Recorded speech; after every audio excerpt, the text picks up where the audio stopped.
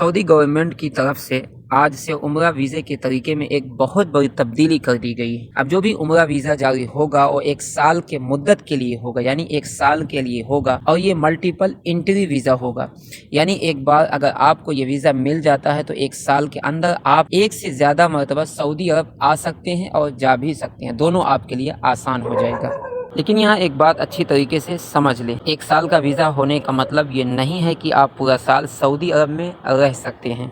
इस वीज़े के साथ 1 साल के दौरान आपका कुल रहने का जो वक्त होगा वो होगा 90 दिन। 90 दिन से आप ज़्यादा नहीं रह सकते हैं। मैं आपको एक छोटी सी मिसाल से समझा देता हूँ कि असल इस वीज़े का मकसद क्या है, ये वीज़ा क्यों लॉन्च किया गया है 1 साल का। अगर आप 20 जुलाई को सऊदी अरब आए, 20 दिन यहाँ पर आपने रहा, उम्रा अदा किया और वापस अपने मुल्क चले गए, फिर कुछ दिन या 2 माह बाद दोबारा आने का इरादा बना लिया है, तो अगर आपका वही वीज़ा अभी 1 साल नहीं हुआ है तो आपको दोबारा नया उम्रा वीज़ा लेने की बिल्कुल भी ज़रूरत नहीं होगी। आप इसी वीज़े पर दोबारा सऊदी अरब आ सकते हैं, लेकिन हर बार उम्रा करने के लिए कुछ ज़रूरी काम लाजमी करना होगा। तो वीज़ा होना काफ़ी नहीं है, आपको हर मरतबा उम्रा परमिट लेना होगा और वजारत हज उम्रा की तरफ से मंजूर शुदा उम्रा पैकेज भी लेना होगा। यानी वीज़ा 1 साल के लिए होगा, लेकिन उम्रा करने के लिए परमिट और पैकेज का अमल हर सफ़र के हिसाब से होगा। अब इसका फ़ायदा किसको होगा? सबसे बड़ा सवाल ये है। सबसे ज़्यादा फ़ायदा उन लोगों को होगा जो सऊदी अरब में काम करते हैं और चाहते हैं कि उनके घर वाले, वालिदैन, बीवी या बच्चे बार बार उम्रा करने के लिए सऊदी अरब आ जाएं। पहले हर मरतबा दोबारा वीज़ा लेना पड़ता था, लेकिन अब अगर 1 साल वाला मल्टीपल वीज़ा मौजूद है तो दोबारा वीज़ा बनवाने की बिल्कुल भी ज़रूरत नहीं होगी। ये सबसे बड़ा फ़ायदा यहाँ के रहने वाले लोगों के लिए है। इससे वक्त भी बचेगा और आने जाने का